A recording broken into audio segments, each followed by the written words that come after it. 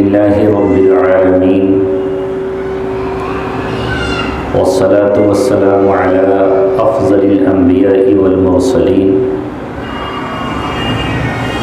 وعلى آله وأصحابه أجمعين أما بعد قال الله تبارك وتعالى في كتابه الكريم لقد كان لكم في رسول الله أسوة حسنة لمن كان يرجو الله واليوم الآخر وذكر الله كثيرا صدق الله العلي العظيم۔ عزیز سامعین کرام، اس مبارک مقدس اور پاکیزہ مہینے میں اللہ کے فضل، اس کے احسان سے ہم نے یہ سیرت کا سلسلہ شروع کیا ہے۔ پیارے نبی کی سیرت کا جاننا، اس کو پہچاننا، پھر اس کے مطابق اس کے سانچے میں اپنی زندگی کو ڈھالنا، یہ مومن کا فریضہ ہے، اس کی ذمہ داری ہے۔ ہمارے لیے بلکہ پوری کائنات کے لیے، تمام جہانوں اور عالموں کے لیے آج کی رات یادگار رات ہے، اس لیے کہ ایسی ہی 12 ربیع الاول کی رات تھی، ربیع الاول کی 12 تاریخ تھی، جس میں اللہ تبارک و تعالیٰ نے کائنات کے سردار، ہم سب کے رہبر و رہنما محمد مصطفیٰ صلی اللہ علیہ وسلم کو پیدا فرمایا اور اس انسانیت کے ساتھ بھلائی اور خیر کا فیصلہ کیا۔ پچھلے ہفتے ہم یہاں تک پہنچے تھے کہ دائی حلیمہ اس بچے کو لے کر تب آئیں جب آپ کے ساتھ شق صدر کا واقعہ پیش آیا۔ شق صدر کیا ہے؟ سینے کو کھول کر، دل کو نکال کر اسے دھویا اور صاف کیا گیا۔ فرشتوں کے ذریعے اس واقعے سے ڈر کر، خوف زدہ ہو کر حضرت حلیمہ سعدیہ نے محمد صلی اللہ علیہ وسلم کو ان کی والدہ کے سپرد کر دیا۔ سیرت کی کتابوں میں لکھا ہے کہ آپ کے ساتھ شق صدر کا واقعہ 4 مرتبہ پیش آیا۔ ایک تو یہ بچپن میں، جس کا ذکر ابھی کیا گیا، دوسرا تقریباً 10 سال کی عمر میں، تیسرا جب آپ کو کتاب ملنے والی تھی اور آپ کو نبی کا فریضہ سپرد کیا جا رہا تھا، اور چوتھا مرحلہ شب معراج سے پہلے جب آپ کو اللہ تعالیٰ کے دربار حاضر ہونا تھا۔ بچپن میں یہ اس لیے کیا گیا تاکہ آپ عام بچوں کی طرح سے کھیل و کود میں نہ لگ جائے۔ عموماً جو بچپنا ہوتا ہے اس میں کھیل سے زیادہ محبوب اور بچوں کو اس سے زیادہ پیاری کوئی چیز نہیں ہوتی، تو اللہ نے بچپن ہی میں آپ کو ان چیزوں سے دور رکھا۔ پھر 10 سال کی عمر میں اس لیے پیش آیا کہ اب جوانی کے دن آنے والے تھے۔ پھر جوانی میں جو انسان ان چیزوں کی طرف بڑھتا ہے جہاں اس کے اندر خواہش نفس شروع ہو جاتی ہے، اس سے آپ کو روکنا تھا۔ پھر قرآن کے نزول سے پہلے جب آپ کو انبیاء کی فہرست میں شامل کیا جانا تھا اور آپ کے سر پر نبوت کا تاج باندھنا تھا، تو اس بوجھ کو، اس ذمہ داری کو اٹھانے سے پہلے آپ کے دل کو صاف اور پاک کیا گیا۔ اور چوتھی مرتبہ جب آپ کو معراج پر بلانا تھا اور اللہ کی ملاقات ہونی تھی، تو اس وقت بھی آپ کا سینہ چاک کیا گیا، دل اس میں سے نکالا گیا اور زمزم کے پانی سے اس کو دھویا گیا۔ تو عرض میں نے کیا تھا پچھلے ہفتے کہ اب جب آپ کی عمر 6 برس کی ہوئی تو آپ کی والدہ محترمہ آپ کو مدینہ منورہ لے کر آئیں، کیونکہ آپ کی والدہ کا جو خاندان تھا اس کا تعلق مدینہ منورہ سے تھا۔ اسی طرح آپ کے دادا عبد المطلب کی جو اہلیہ تھیں، یعنی آپ کی جو دادی تھیں، ان کا سلسلہ بھی مدینہ منورہ سے تھا۔ آپ کا سلسلہ بنو نجار سے تھا۔ تو حضرت آمینہ آپ کی والدہ آپ کو مدینہ لے کر آئیں۔ بعض لوگ تو یہ کہتے ہیں کہ چونکہ آپ کے والد حضرت عبداللہ کی قبر بھی وہیں تھی تو وہ اپنے شوہر کی قبر کو بھی دیکھنے آئیں اور اپنے رشتہ داروں میں آپ کو لے کر آئیں۔ یہاں آپ رہے، اس کے بعد واپسی ہو رہی تھی، ساتھ میں باندی ام ایمن تھیں اور آپ کی والدہ تھیں کہ مقام ابوا پر جب آپ کی والدہ اور آپ پہنچے تو والدہ کی طبیعت بگڑی اور وہیں ان کا انتقال ہو گیا۔ اس طرح آپ 6 سال کی عمر میں ماں کی طرف سے بھی یتیم ہو گئے۔ جب آپ صلی اللہ علیہ وسلم نے ہجرت فرما کر مدینہ منورہ پہنچے تو وہاں آپ کو اپنا بچپن یاد آیا اور آپ نے کہا کہ میں اپنی امی کے ساتھ اس مکان میں ٹھہرا تھا اور اس تالاب میں تیرنے بھی جایا کرتا تھا، اور انیسہ نام کی ایک لڑکی تھی، میں اس کے ساتھ کھیلا بھی کرتا تھا۔ آپ کو اپنا بچپن یاد آیا۔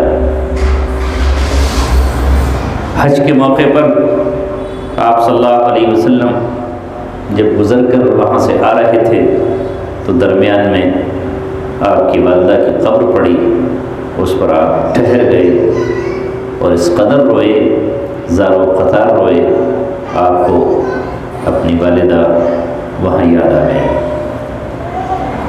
والدہ کی وفات کے بعد پھر آپ کے دادا حیات تھے، انہوں نے آپ کو اپنی کفالت میں لے لیا۔ یہ بات میں پچھلے ہفتے عرض کر چکا ہوں، لیکن اللہ تبارک و تعالیٰ کو منظور کچھ اور ہی تھا۔ دنیا میں جو لوگوں کے عام طور پر سہارے ہوتے ہیں، ان سارے سہاروں کو چھین لینا تھا۔ کفالت کے جو طریقے ہو سکتے تھے ان سے آپ کو محروم کر کے اپنی کفالت میں لینا تھا، اپنی سرپرستی میں لینا تھا۔ 2 سال گزرے چچا دادا عبد المطلب کو کہ ان کے پاس بھی پیغام اجل آ گیا۔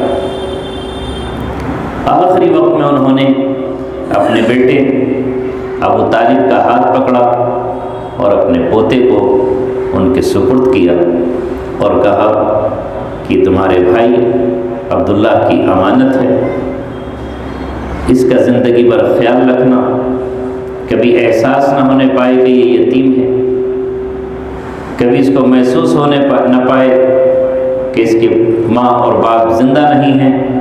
تمہیں مکمل ان کی نگہداشت کرنی ہے۔ اور سچی بات یہ ہے کہ ابو طالب نے اپنے اس بھتیجے کی آنکھ میں جیتے جی کبھی آنسو نہیں آنے دیا، اور جب تک زندہ رہے اور حیات رہے اس وقت تک پوری طرح اپنے بھتیجے کے ساتھ کھڑے رہے۔ ایمان تو قبول نہیں کیا انہوں نے، لیکن اس کے باوجود ہر موڑ پر، ہر مرحلے پر انہوں نے اپنے اس بھتیجے کا ساتھ دیا۔ ان کے بچے چاہے بھوکے رہتے مگر وہ آپ کو بھوکا نہیں دیکھ سکتے تھے، اور ابو طالب کی حالت بھی اس زمانے میں ایسی تھی کہ وہ غریب تھے، مالی اعتبار سے بہت کمزور تھے۔ ان کے دوسرے بھائی جو آپ صلی اللہ علیہ وسلم کے چچا ہیں حضرت عباس، وہ پیسے والے ہیں اور سرمایہ دار ہیں۔ عبد المطلب جب تک زندہ رہے ان کا رعب بھی تھا اور ان کا اس ریاست میں دبدبہ بھی تھا اور ان کی حکمرانی قائم تھی۔ ان کے انتقال کے بعد ان کا جو مقابل خاندان تھا بنو امیہ، وہ غالب آ گیا اور اب سرداری ایک طرح سے اس کو ملی۔ عبد المطلب کے بعد خانہ کعبہ کی ذمہ داری پانی پلانے کی حضرت عباس کے حصے میں آئی۔ اس کو عربی میں سقایا کہا جاتا ہے، اسی سے لفظ سقا بنا ہے، ساقی اسی سے بنا ہے۔ لیکن بنو امیہ کو اب موقع مل گیا۔ اس سے پہلے جو ان کا خاندان تھا عبد المطلب، اور اس سے پہلے ان کے والد ہاشم، انہیں برتری حاصل تھی۔ اب آپ صلی اللہ علیہ وسلم بڑے ہوئے، بڑھتے رہے، یہاں تک کہ چچا کی کفالت میں رہے۔ جب عمر آپ کی تقریباً 12 سال ہوئی تو اب آپ کے چچا ابو طالب نے سفر کا ارادہ کیا تجارت کی غرض سے۔ آپ جانتے ہیں کہ جب یہ عمر ہوتی ہے بچے کی تو وہ سفر کی اس میں بڑی چاہت ہو جاتی ہے۔ چچا یا باپ باہر نکلیں تو وہ ضد کرنے لگتے ہیں کہ ہم بھی آپ کے ساتھ چلیں۔ ابو طالب نے اولاً تو بہت منع کیا کہ لمبا سفر ہے، اونٹوں کا سفر، جنگلوں کا سفر، اور تم بچے ہو، اب میں اپنی دیکھ بھال کروں گا یا تمہاری؟ خوف تھا انہیں کہ کہیں، وہ زمانہ بھی ایسا تھا کہ ڈاکو بھی ہوتے تھے، راستوں میں قافلے لٹ بھی جایا کرتے تھے، تو پہلے تو سمجھانے کی کوشش کی، لیکن جب انہوں نے دیکھا کہ میرے اس بھتیجے کی آنکھیں ڈبڈبانے لگی ہیں اور اس کا شوق یہ ہے کہ میرے ساتھ جائے، تو انہوں نے پھر کہا کہ ہاں کوئی بات نہیں بھتیجے، ہم تمہیں ساتھ لے کر چلیں گے، اور اپنے قافلے میں حضرت رسول اکرم صلی اللہ علیہ وسلم کو ساتھ لیا۔ عراق کے شہر بصرہ میں پہنچے تو وہاں قافلہ ٹھہرا۔ وہیں برابر میں بحیرہ راہب نام کا ایک شخص تھا جو عیسائی تھا، یعنی عیسائیوں کا ایک طرح سے وہ دیندار آدمی تھا۔ یہ وہ لوگ ہوتے تھے اس زمانے میں کہ جو آبادیوں سے، شہروں سے کٹ کر الگ تھلگ عبادت گاہ اپنی بنا لیتے تھے اور وہیں عبادت کرتے تھے۔ وہاں جب قافلہ ٹھہرا تو سب لوگ بکھر گئے بکریاں چرانے، اونٹ چرانے کے لیے۔ بحیرہ راہب نے اس موقع پر یہ دیکھا کہ آپ صلی اللہ علیہ وسلم جس پیڑ کے نیچے بیٹھے تو ساری شاخیں آپ کے اوپر جھک گئی، اور جب آپ چلے تو دھوپ میں ابر نے اور بادل نے آپ کے اوپر سایہ کر دیا۔ بس یہ دیکھتے ہی اس نے اپنی کتابیں نکالی اور اس میں آپ کی نشانیاں دیکھتا رہا۔ اس نے پھر بلایا کہ بھئی قافلے کا سردار کون ہے؟ ابو طالب آئے، ان سے کہا کہ یہ ساتھ میں جو بچہ ہے یہ کس کا بیٹا ہے؟ تو انہوں نے کہا کس کا؟ میرا بیٹا ہے۔ کہا نہیں، تمہارا بیٹا نہیں ہو سکتا ہے، یہ یتیم ہوگا۔ تمہیں کیسے معلوم؟ انہوں نے کہا کہ یہی تو معلوم ہے، یہ عبداللہ کا بیٹا تمہارے بھائی کا۔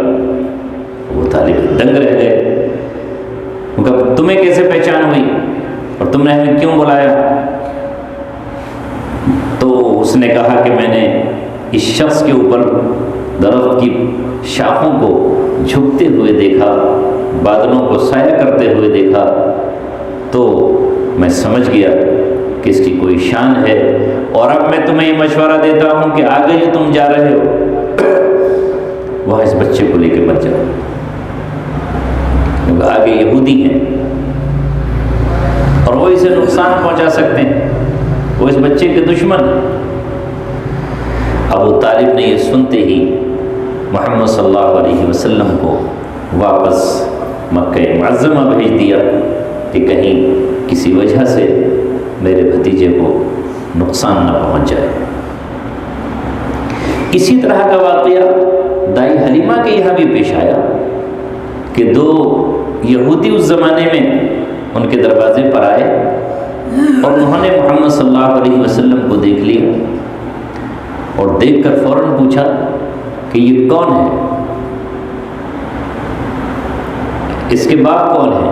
تو انہوں نے کہا اس کے باپ یہ ہیں۔ انہوں نے اپنے شوہر حارث کو کہہ دیا اور میں اس کی ماں ہوں۔ بس اللہ تبارک و تعالیٰ کی طرف سے تدبیر ہوئی، انہوں نے بھی کہا کہ اگر یہ بچہ یتیم ہوتا تو ہم اسے نہیں چھوڑتے، کیونکہ ان کے یہاں یہ لکھا ہوا تھا کہ وہ شخص آنے والا ہے۔ تو یہودی آپ صلی اللہ علیہ وسلم کی دشمنی میں آپ کو تلاش کرتے پھرتے تھے کہ کہیں وہ نظر آ جائے تو ہم اسے نقصان پہنچائیں۔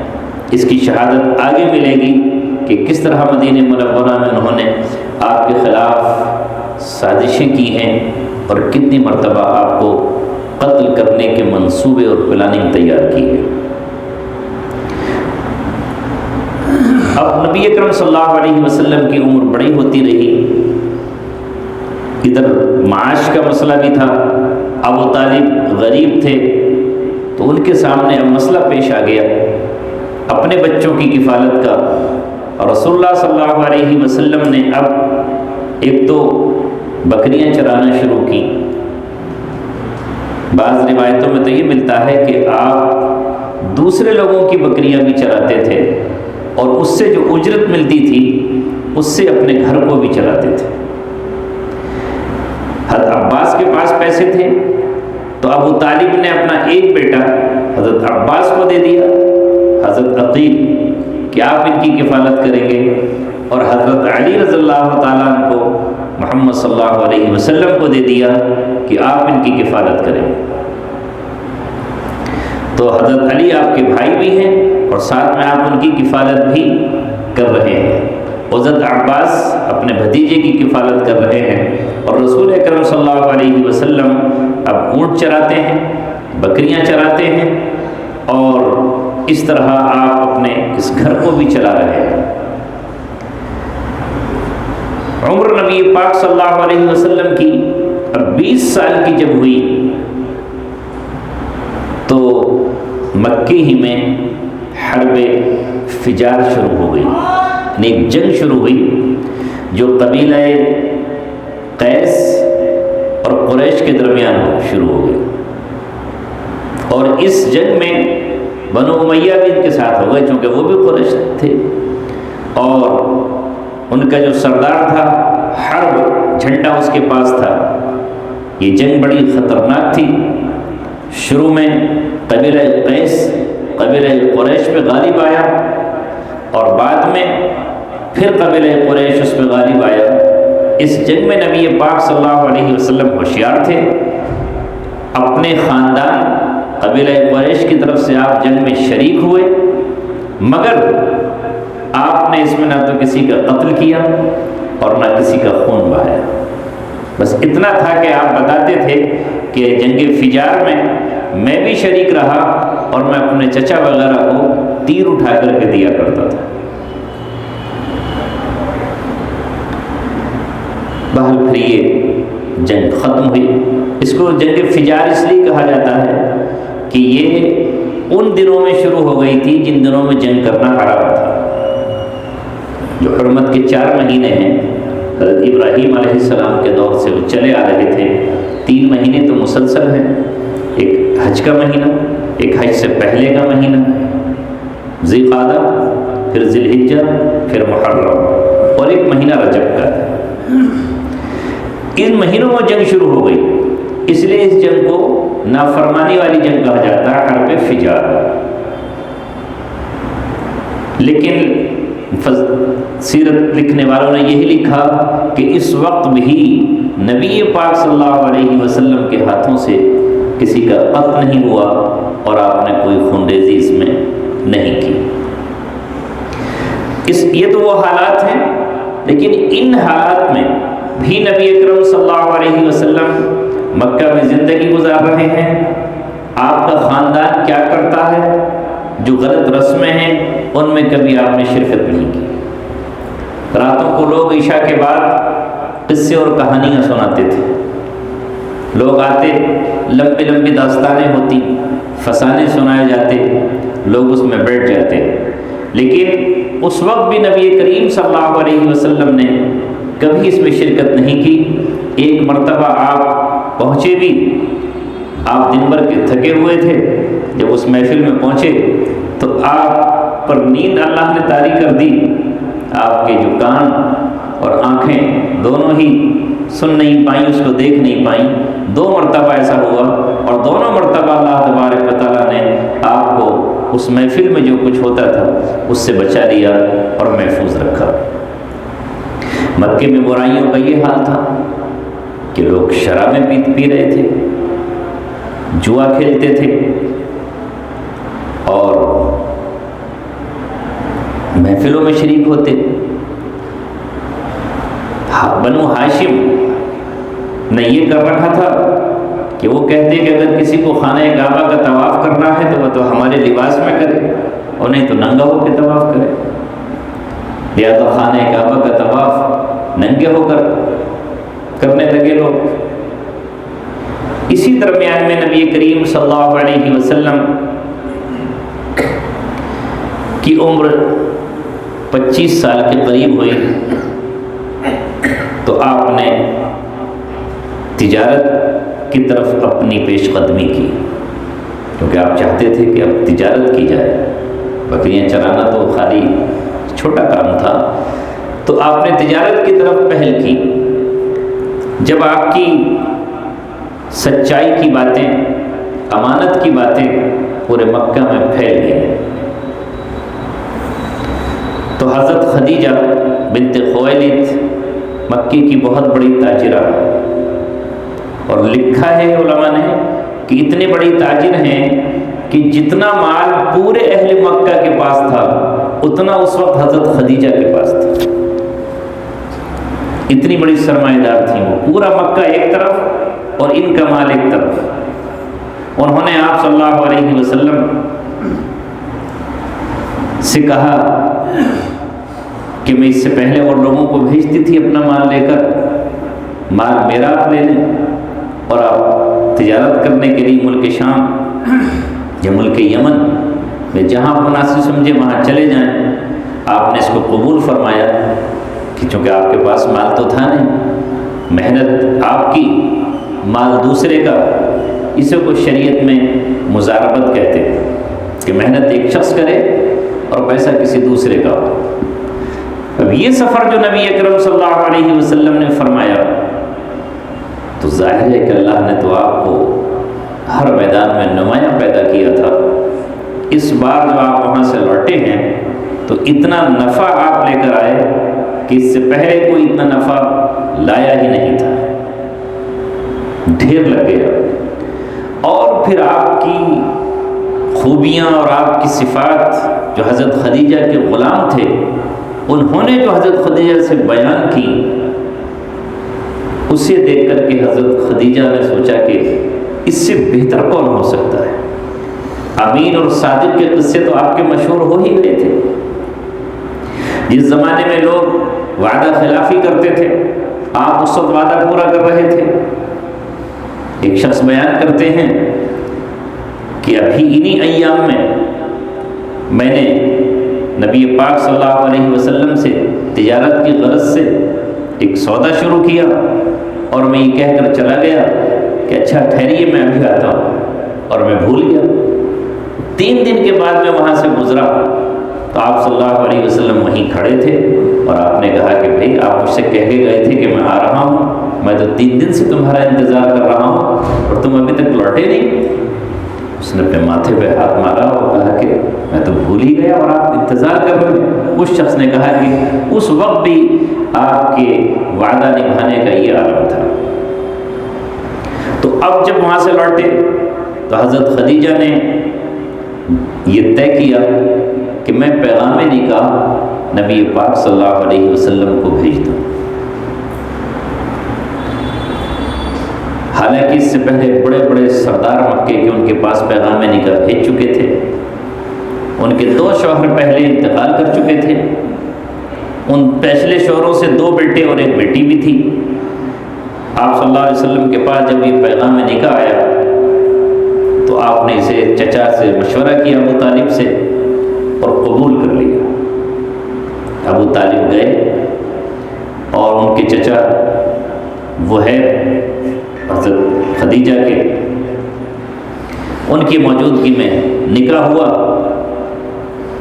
اس زمانے کے دستور کے مطابق 3 دن وہیں ٹھہرے اور اس کے بعد آپ صلی اللہ علیہ وسلم اپنے گھر تشریف لے آئے۔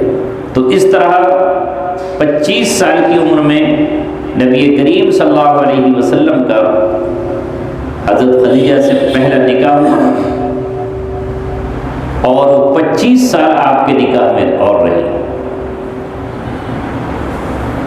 اب نبی اکرم صلی اللہ علیہ وسلم کی اللہ تبارک و تعالیٰ نے اس طرح مدد فرمائی کہ آپ ایک امیر ترین، بہترین، عمدہ اخلاق کی مالک، ایک سرمایہ دار عورت کے شوہر تھے، اور آپ کی اب تک جو غربت کی زندگی تھی وہ امیری میں تبدیل ہو گئی، جس کی طرف اللہ تبارک و تعالیٰ نے سورہ والضحیٰ میں اشارہ کیا ہے، وَوَجَدَكَ عَائِلًا فَأَغْنَىٰ، آپ کے رب نے آپ کو غریب پایا کہ پھر آپ کو غنی کر دیا۔ علماء نے یہی لکھا ہے کہ اشارہ ہے حضرت خدیجہ کے مال کی طرف۔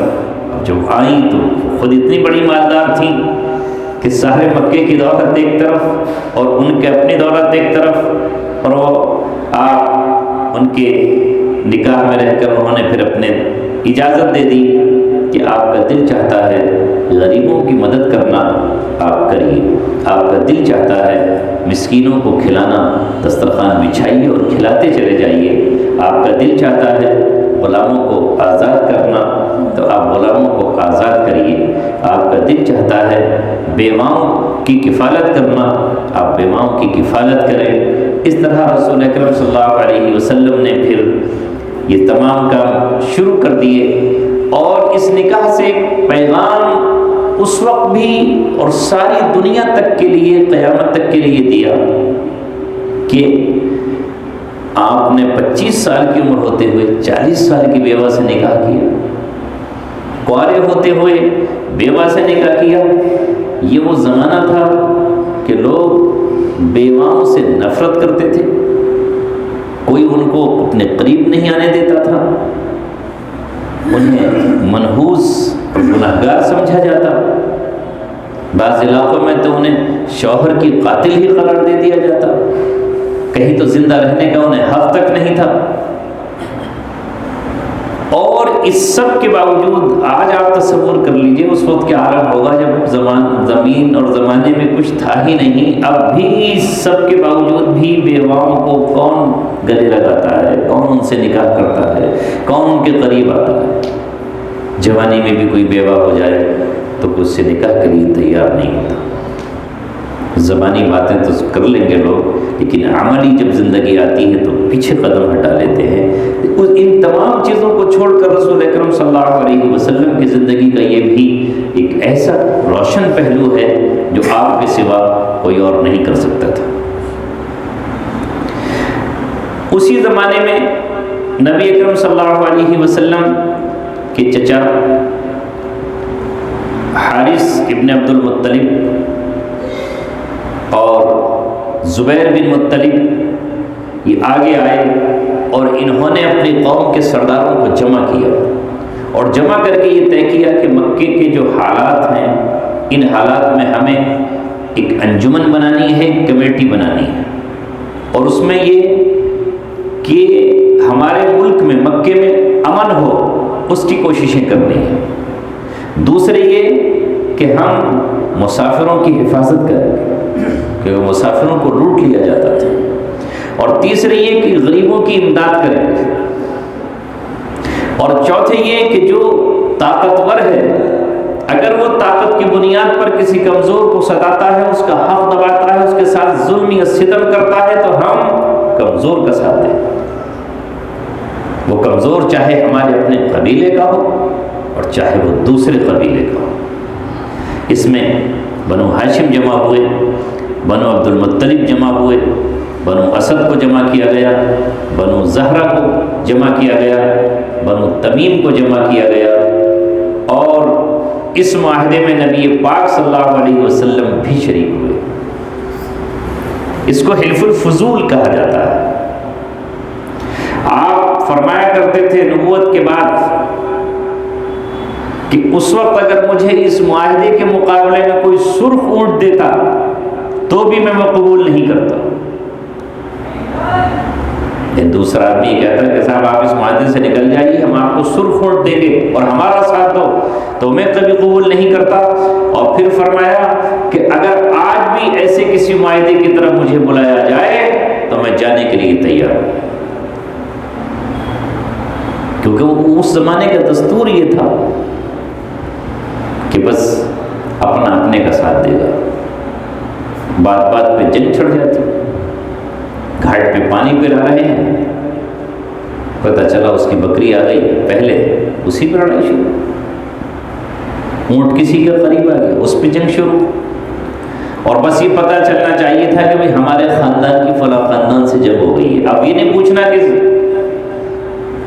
صحیح کون، غلط کون، حق پر کون، ابتدا کس نے کی، بس جنگ شروع۔ اور جنگ ایک دن نہیں، 200 سال، 50 سال، یہ ایسا دور تھا، کیونکہ یہ جو عرب تھے یہ کسی کے غلام تو تھے نہیں، ان کی اپنی زندگی تھی، بہادری فطرت میں تھی، ہتھیار چلانا اور وہ ان کی اپنی وہ تھا۔ شاعروں کی بڑی اہمیت تھی، حج کا بھی موسم آتا تو حج کے موسم میں اپنے اپنے قبیلے کا شاعر ہوتا اور وہاں جمع ہو جاتے مزدلفہ میں، منی میں، اور وہاں بس شعر و شاعری چلتی۔ بنو ہاشم نے اور قریش نے اپنا الگ پیمانہ بنا رکھا تھا کہ ہم حج کرنے جائیں گے تو ہم عرفات میں نہیں جائیں گے، عرفات میں دوسرے لوگ جائیں، ہم تو خانہ کعبہ کے متولی ہیں، جو قریش نے ہی کعبے کی تمام خدمات کو لے رکھا تھا۔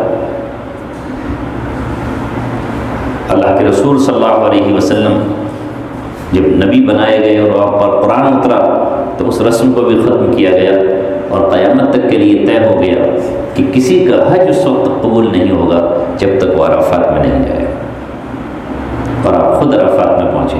وہ فرق ختم ہو گیا کہ عرفات میں دوسرے لوگ جائیں، چھوٹے ہیں، ہم بڑے ہیں۔ تو اس طرح یہ معاہدہ آپ صلی اللہ علیہ وسلم کا ہوا، اور مکے میں ایک نئی چیز کا قیام ہوا جس میں آپ شریک ہوئے۔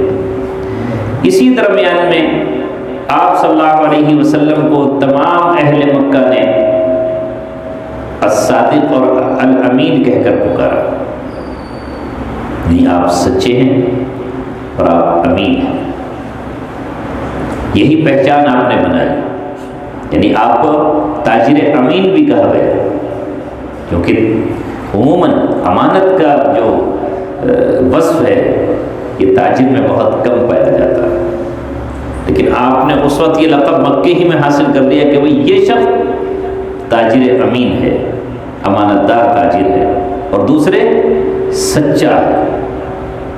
وہ یہ نہیں کہہ سکتا تھا کہ 40 سال کی عمر تک کسی موقع پر بھی اس شخص نے کبھی جھوٹ بولا ہے یا کسی کی امانت میں خیانت کی ہے۔ اب اس کے مد مقابل آپ دیکھ سکتے ہیں کہ وہاں کیسا ماحول ہوگا۔ اب آپ کی عمر 35 سال کی ہوتی ہے تو قریش خانہ کعبہ کی تعمیر کرنا چاہتے ہیں، کیونکہ سیلاب آیا، اس کی وجہ سے کعبے کی دیواروں میں دراڑیں پڑ گئیں اور وہ ٹوٹنے کے قریب ہو گیا۔ تو قریش نے طے کیا کہ بھئی اس کو نئے سرے سے بنایا جائے۔ اتفاق یہ ہوا کہ جدے کے سمندر کے کنارے پر ایک جہاز ٹکرایا اور ٹوٹ گیا۔ پتہ چلا کہ اس جہاز کے تختے وغیرہ بک رہے ہیں، تو ولید بن مغیرہ وہاں پہنچا اور جا کر اس نے تختے اور لکڑیاں خریدی، اور یہاں پھر قریش نے خانہ کعبہ کی تعمیر شروع کی۔ تعمیر کرتے جا رہے ہیں، چل رہی ہے کہ اب مسئلہ آیا حجر اسود کے لگانے کا۔ اس پر جو ہے وہ پھر سے وہ جاہلیت جو ہے وہ لوٹ آئی۔ اب مسئلہ یہ تھا کہ اسے ہم لگائیں گے، یہ شرف ہم کو حاصل ہوگا۔ دوسرا خاندان کہہ رہا ہے کہ نہیں یہ ہم لگائیں گے، تیسرا کہہ رہا ہے کہ یہ ہم لگائیں گے۔ 4 دن تک یہ بحث چلتی رہی، اور پھر اتنی بات آگے تک بڑھی کہ کٹوروں میں یا برتنوں میں خون میں انگلیاں ڈبولی نوجوانوں نے۔ یعنی جب وہ جان دینے کا وہ کرتے تھے تو اس طرح کرتے تھے کہ خون میں انگلیاں ڈبو کر کہتے کہ آپ دیکھیں کون اس کو لگائے گا۔ اب حالات یہ کہ تلواریں خانہ کعبہ کے اندر کھینچی ہوئی ہیں، اور نوجوان جوش سے دیوانے اور پاگل ہوئے جا رہے ہیں کہ ہم دیکھیں گے تم کیسے ہاتھ لگاتے ہو، اسے ہم نصب کریں گے۔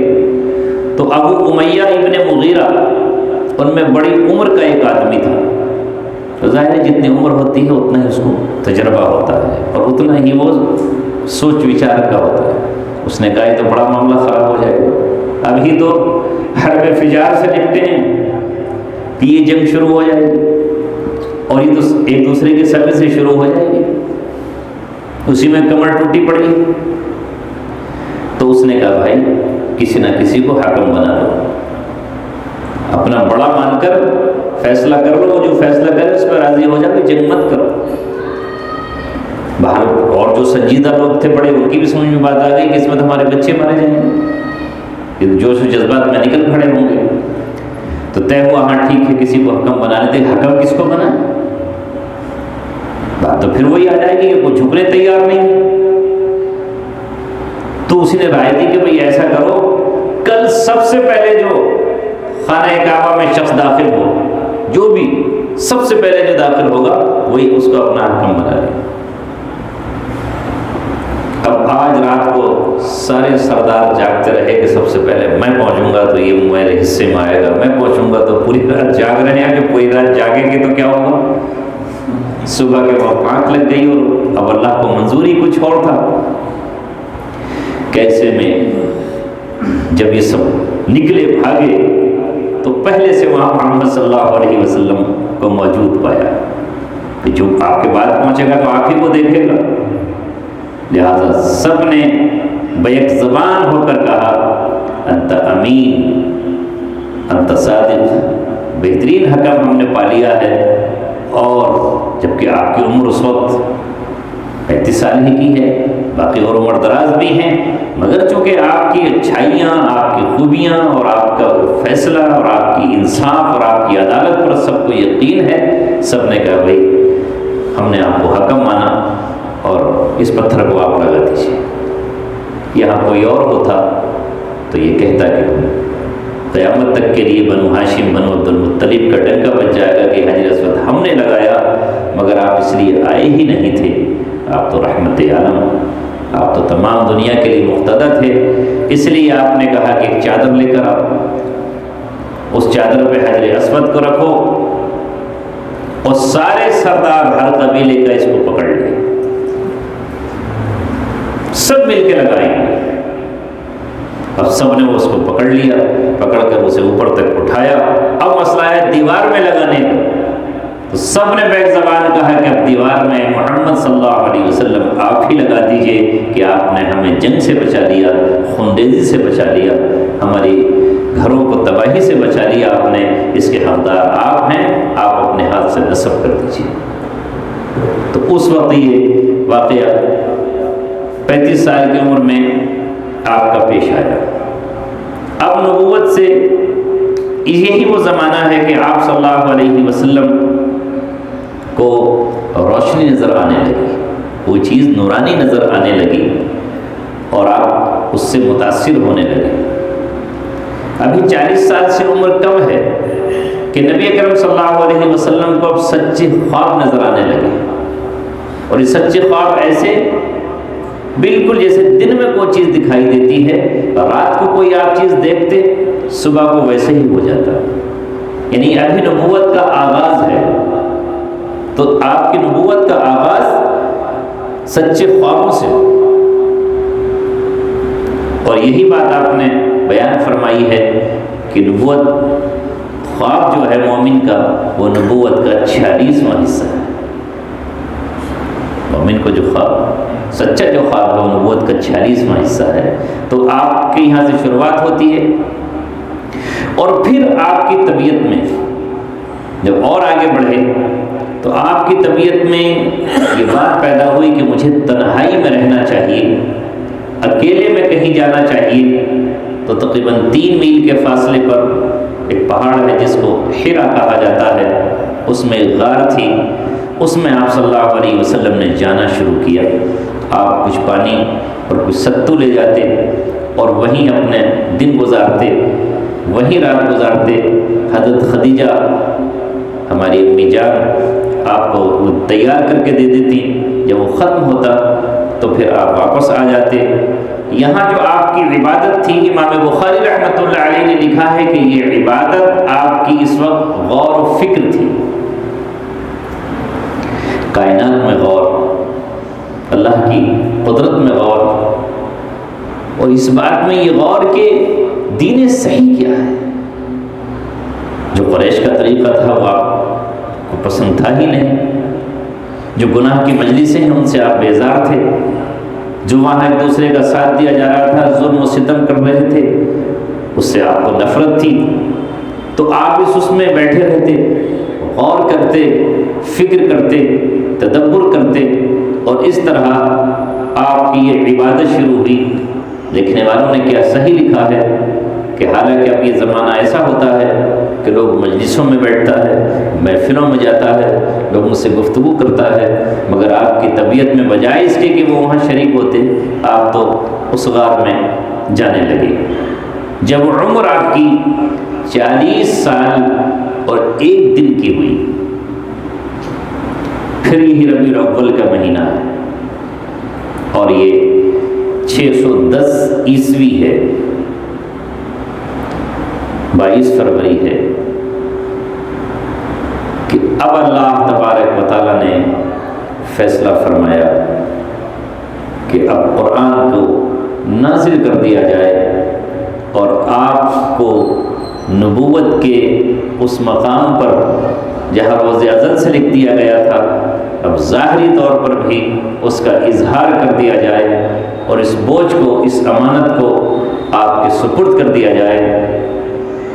کہ اسی غار حرا میں حضرت جبرائیل علیہ السلام تشریف لائے اور آپ سے آ کر وہ کہا کہ پڑھیے سورہ علق کی 5 آیتیں آپ کے سامنے رکھی۔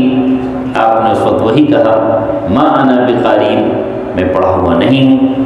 پھر آپ سے کہا اقرأ بسم ربک الذی خلق، پڑھیے اپنے اس رب کے نام سے جس نے پیدا کیا۔ اقرأ بسم ربک الذی خلق، خلق الانسان من علق، پیدا کیا انسان کو جمے ہوئے خون سے۔ پھر دوبارہ کہا اقرأ، پڑھیے وربک الاکرم، آپ کا رب بڑا ہی کریم ہے۔ الذی علم بالقلم، جس نے قلم کے ذریعے تعلیم دی، علم سکھایا۔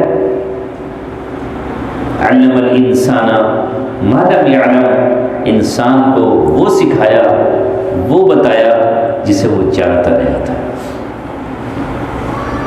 کیونکہ جب انسان ماں کے پیٹ سے آتا ہے تو اسے علم کہاں ہوتا ہے؟ پھر اللہ تبارک و تعالیٰ علم دیتا ہے یہ پہلی وحی تھی اور اس کی پہلی 5 آیتیں تھیں۔ اب ظاہر ہے کہ یہ بہت بڑا بوجھ تھا جسے نبی پاک صلی اللہ علیہ وسلم کو دیا گیا۔ سیدھے آپ وہاں سے اپنے گھر آئے۔ روایات میں لکھا ہے کہ آپ پر خوف طاری تھا، گھبراہٹ تھی، کیونکہ جبریل علیہ السلام کو پہلی بار دیکھا، اور ابتداءً آپ نے 3 مرتبہ آپ کو اپنے بازوؤں میں دبایا بھی تھا۔ اس سے آپ پر تکلیف بھی ہوئی، کیونکہ اب وہ قرآن کوئی معمولی چیز نہیں، بہت بڑی ذمہ داری تھی۔ اور اس ذمہ داری کے ساتھ آپ کہیں گے کہ ہم تو پڑھتے ہیں، ہمیں تو کوئی محسوس نہیں ہوتا۔ یہ ہمارے پاس لفظوں کی ذمہ داری ہے، آپ پر اس وقت اس پوری امانت کی ذمہ داری تھی۔ آپ سے محض یہ نہیں کہا جانا تھا کہ موسیٰ علیہ السلام کی طرح اپنی قوم کو بچتے بچاتے ہوئے، چھپتے چھپاتے ہوئے نکال کے لے جانا، یہ عیسیٰ علیہ السلام کی طرح صرف پیغام دعوت دینا، بلکہ آپ پر یہ ذمہ داری تھی کہ اب مکہ سے لے کر جزیرۃ العرب اور رہتی دنیا تک اسی بیچ رہنا ہے، جو آپ پر نازل کیا جا رہا ہے اس کو نافذ کرنا ہے، اس راہ میں جو تکلیفیں اور مقابلہ جو آئے گا اس کا مقابلہ بھی کرنا ہے۔ تو یہ کوئی معمولی بات نہیں تھی، کوئی ساتھ دے یا نہ دے، آپ کو تو اپنے مشن پہ چلنا ہے۔ تو تھوڑی ہی ذمہ داری سے آدمی گھبرا جاتا ہے۔ تو یہ چیز لے کر آپ اپنے گھر آئے اور حضرت خدیجۃ الکبریٰ رضی اللہ تعالی عنہا کو آپ نے بتایا کہ آج حرا کی غار میں یہ واقعہ میرے ساتھ پیش آیا، اور اس وقت آپ کی زبان سے کچھ ایسے الفاظ نکلے کہ آپ نے کہا کہ مجھے ایسا لگتا ہے کہیں میں ہلاک نہ کر دیا جاؤں۔ ظاہر ہے جب میں یہ بات کہوں گا لوگوں کے سامنے تو ساری قوم مخالفت پر کھڑی ہوگی، کیا ہوگا، کیسے میں اس بات کو لوگوں کے سامنے کیسے پیش کروں گا۔ تو حضرت خدیجہ چونکہ عمر میں بھی آپ سے 15 سال بڑی ہے، جہاں دیدہ ہے، اور 15 سال ہی اب آپ کی زندگی میں رہ کے آپ کو دیکھ چکی ہیں، تو انہوں نے پھر آپ سے کہا کہ نہیں، یہ آپ کے تصورات میں جو بات آ رہی ہے ایسا نہیں ہو سکتا۔ آپ یتیموں کی مدد کرتے ہیں، بیواؤں کو نوازتے ہیں، غریبوں کے غمخوار ہیں، کمزوروں کی مدد کرتے ہیں، آپ اچھائیوں کو پھیلانے والے ہیں۔ میں نہیں سمجھتی کہ تاریخ میں ایسے اچھے لوگوں کو اتنی جلدی ہلاک کر دیا جائے۔ اللہ تعالیٰ کو آپ سے کوئی بہت بڑا کام لینا ہے، آپ گھبرائیے مت۔ اور آپ نے جو دعوت پیش کی اپنی، تو سب سے پہلے ایمان لانے والی حضرت خدیجہ رضی اللہ عنہا ہی ہے، کیونکہ وہی آپ کے گھر میں تھی۔ پھر تسلی کے لیے انہوں نے کہا کہ میرے ایک بھائی ہیں چچا زاد ورقہ بن نوفل، میں ان کے پاس آپ کو لیے چلتی ہوں۔ وہ اس وقت انجیل اور تورات کے عالم تھے، اور وہ ان لوگوں میں سے تھے کہ جو اس زمانہ جاہلیت میں جن کی فطرت، جن کی طبیعت، جن کا مزاج حق پر تھا، اور وہ اپنی قوم کے ساتھ بتوں کی پرستی سے بیزار تھے۔ ان میں 4 لوگ تھے، ایک تو یہی ورقہ بن نوفل ہیں، دوسرے عبداللہ بن جحش ہیں، تیسرے عثمان بن حویرث ہیں، اور چوتھے زید بن عمرو بن نفیل۔ یہ اکٹھے ہوتے ہیں اور اپنی قوم سے ہٹ کر تبصرہ کرتے ہوئے کہتے ہیں کہ ہماری قوم غلط ہے، یہ لات منات اور عزا کو پوج رہی ہے، یہ غلط ہے، یہ پتھر کی مورتیاں نفع نقصان کی مالک نہیں ہیں۔ اور ان 4 لوگوں نے پھر حق کی تلاش میں سفر شروع کیے۔ ورقہ بن نوفل تو عیسائی ہو گئے، اور عبداللہ بن جحش یہ بھی اسی طرح راہ حق کی تلاش میں چلتے رہے، اور زید بن عمرو ان کے تو اشعار لکھے ہوئے ہیں، خانہ کعبہ میں کھڑے ہو کر انہوں نے بڑے زبردست اشعار کہے ہیں، اور اللہ تبارک و تعالیٰ کی وحدانیت کا اور اللہ تبارک و تعالیٰ کی الوہیت کا اقرار کیا ہے، اور اپنے تمام لوگوں کے سامنے انہوں نے کہا ہے کہ ہماری قوم غلطی پر ہے۔ پھر حق کی تلاش میں وہ نکلے اور ملک فارس گئے، انہیں وہاں پتہ چلا کہ وہاں کوئی بتانے والا بیٹھا ہوا ہے، اس سے آپ پوچھو کہ آخر اس وقت ابراہیم علیہ السلام کی ملت پر کون لوگ ہیں، حق مجھے کہاں ملے گا؟ تو اس شخص نے ان کو بتایا کہ تم جہاں سے آئے ہو وہاں ایک نبی مبعوث ہو چکے ہیں، اور وہ ملت ابراہیمی پر ہے، وہ دعوت دیں گے، لہذا تم واپس جاؤ، ان سے گفتگو کرو۔ وہ واپس آ رہے تھے کہ راستے میں ان کا قتل کر دیا گیا۔ اللہ کے رسول صلی اللہ علیہ وسلم ان کا ذکر کیا کرتے تھے کہ یہ حق پرست انسان تھا۔ ایک مرتبہ حضرت عمر رضی اللہ تعالیٰ عنہ نے اور ان کے بیٹے سعید بن زید نے اللہ کے رسول سے کہا کہ اللہ کے رسول کیا ہم ان کے لیے مغفرت کی دعا کر سکتے ہیں؟ تو آپ نے فرمایا کہ ہاں، تم ان کے لیے مغفرت کی دعا کرو۔ انہو یبعث یوم القیامت امتاً، وہ اکیلا شخص قیامت میں امت بنا کر کے اٹھایا جائے گا، کیونکہ اس نے اس زمانے میں اپنی قوم کا غلط چیزوں میں ساتھ نہیں دیا اور اعلان حق کیا، اور حق کی تلاش میں تھا کہ اس کا قتل کر دیا گیا، تو اللہ تعالیٰ اسے تنہا اکیلے آدمی کو ایک امت کی شکل میں اٹھائے گا۔ تو انہی میں سے ہی ورقہ بن نوفل تھے۔ یہ عیسائی ہو گئے، چونکہ اس زمانے میں عیسائی ہی دین تھا، کیونکہ اس سے پہلے عیسیٰ علیہ السلام ہی نبی تھے۔ اب آپ صلی اللہ علیہ وسلم نے ان کو اپنا غار حرا کا واقعہ بیان کیا، تو انہوں نے کہا کہ آپ کے پاس وہی ناموس آیا ہے جو موسیٰ علیہ السلام کے پاس آیا تھا، اور آپ اللہ کے پیغمبر ہیں، آپ کو رسول بنایا گیا ہے۔ پھر حسرت بھری ایک ان کے منہ سے نکلی، کیونکہ بوڑھے تھے، انہوں نے کہا کہ کاش میں تمہاری مدد کر پاتا، کاش میں اس وقت تمہارا ساتھ دے پاتا کہ جب تمہاری قوم تمہیں تمہارے شہر سے باہر نکالتی تھی۔ اس وقت آپ صلی اللہ علیہ وسلم نے حیرت سے پوچھا کہ مجھے میری قوم باہر نکالتے گی، یعنی مجھے مکہ سے باہر نکال دیا جائے گا؟ آپ نے حیرت سے پوچھا کہ ابھی تک لوگ امین کہہ رہے ہیں، صادق کہہ رہے ہیں، بڑے بڑے فیصلوں میں آپ کو حاکم بنا رہے ہیں، اور یہ اس درجے میرے مخالف ہو جائیں گے کہ مجھے نکال دیں گے؟ تو ورقہ بن نوفل نے کہا کہ جو بات آپ سنائیں گے یا جو پیغام آپ قوم کو سنائیں گے، جو ذمہ داری آپ کو دی گئی ہے، جس نبی نے بھی یہ بات کہی ہے اس کی قوم اس کی دشمن ہو گئی، اور وہی دشمنی آپ کے ساتھ بھی شروع ہو جائے گی۔ ابتدا میں آپ صلی اللہ علیہ وسلم نے اپنی اب سے آپ کو تسلی ہو گئی، آپ کو پورا یقین ہو گیا کہ اللہ کی طرف سے مجھے ایک ذمہ داری سونپ دی گئی، اور میں اب اس مقام پر ہوں۔ وحی کا سلسلہ کچھ دنوں رک گیا، تقریباً 2.5 سال یا پونے 3 سال کے لیے، پھر وحی کا سلسلہ اللہ نے روک دیا۔ اللہ کی اپنی حکمت، آپ نے یہ پیغام پھر ابو بکر صدیق رضی اللہ تعالیٰ عنہ کے سامنے پیش کیا، وہی آپ کے سب سے قریبی دوست تھے۔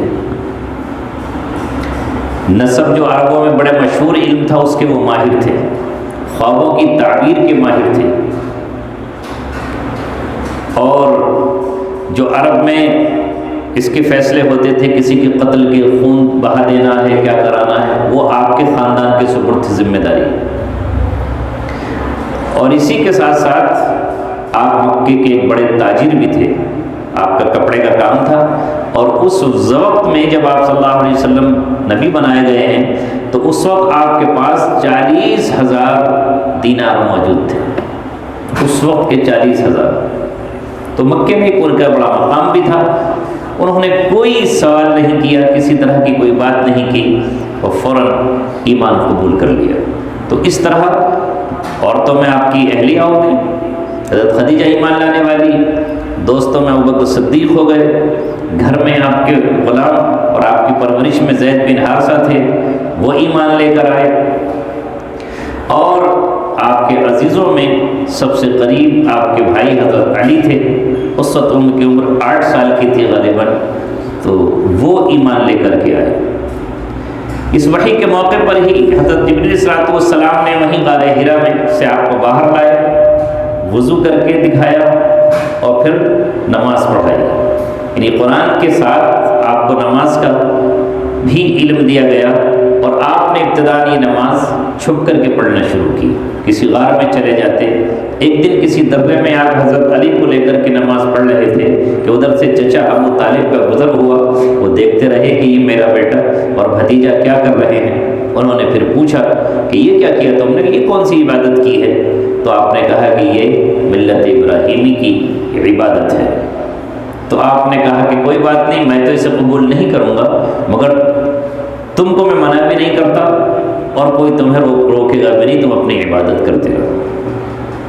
اس طرح رسول کریم صلی اللہ علیہ وسلم بھی لوگوں کو دعوت دیتے رہے، اور ابوبکر صدیق رضی اللہ تعالیٰ نے پھر چندوں کو دعوت دی، جن میں حضرت عثمان رضی اللہ تعالیٰ عنہ ہیں، سعد بن وقاص رضی اللہ تعالیٰ عنہ ہیں، اور حضرت زبیر رضی اللہ تعالیٰ عنہ ہیں۔ ابوبکر صدیق نے بھی دعوت شروع کی اور آپ نے دعوت شروع کی۔ پھر ابو ذر غفاری رضی اللہ تعالیٰ عنہ بھی بڑی زاہدانہ فطرت کے مالک تھے، جب انہیں پتہ چلا، وہ بھی حق کی تلاش میں تھے، تو انہوں نے اپنے بھائی کو بھیجا کہ تم ذرا مکے میں دیکھ کر کے آؤ، وہاں ایک شخص ایسے آیا ہے۔ ان کے بھائی نے آ کر کے حالات بتائے۔ پھر ابو غفاری رضی اللہ تعالیٰ تشریف لائے، یہ بڑی تقیم و چھٹے آدمی ہیں، تو انہوں نے چھپ کر کے اس وقت ایمان قبول کیا، اور 3 سال تک نبی کریم صلی اللہ علیہ وسلم کی خفیہ دعوت چلتی رہی، اعلان اس کو اظہار نہیں کیا گیا۔ 3 سال تک آپ نے اس دعوت کو چھپا کر کے رکھا۔